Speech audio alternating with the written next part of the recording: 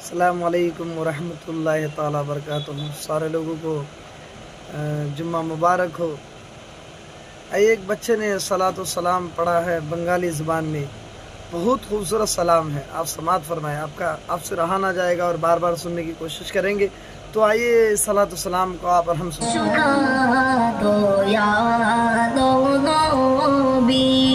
महफिल के करो नूरानी तुम्हारो दुर्शोर लागी ताज़ीमे